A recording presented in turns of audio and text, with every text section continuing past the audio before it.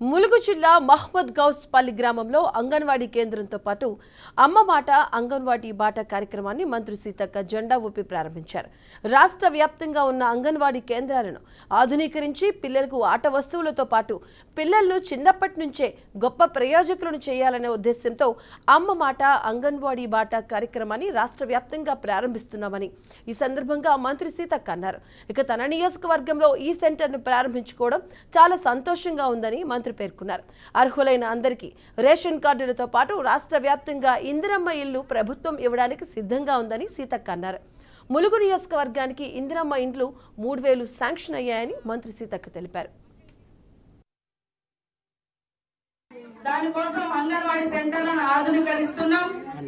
అదే విధంగా యూనిఫామ్స్ ఇస్తున్నాం, ఆట వస్తువులు ఇస్తున్నాం. కొత్త కొత్త పద్ధతులలో వాళ్ళను చిన్నతనం నుంచే గొప్ప వాళ్ళుగా తయారు చేయడానికి ఈ యొక్క కార్యక్రమాన్ని ఇవాళ అమ్మ మాట అంగన్వాడీ బాట కార్యక్రమాన్ని రాష్ట్ర వ్యాప్తంగా 15వ తారీఖు ఈ రోజు నుంచి ప్రారంభించడం, నేను మరి మన సొంత నియోజకవర్గంలో మహమ్మద్ గౌస్ పల్లెలో ఈ పిల్లలతో పాల్గొనడం నాకు కూడా చాలా సంతోషం. ఇక్కడికి వచ్చినటువంటి గ్రామస్తులందరికీ కూడా పేరు పేరున హృదయపూర్వక నమస్కారాలు.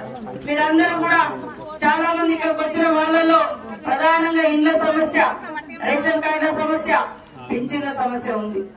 అది తొందరలోనే అర్హులైనటువంటి వాళ్ళందరికీ కూడా రేషన్ కార్డులు వస్తున్నాయి.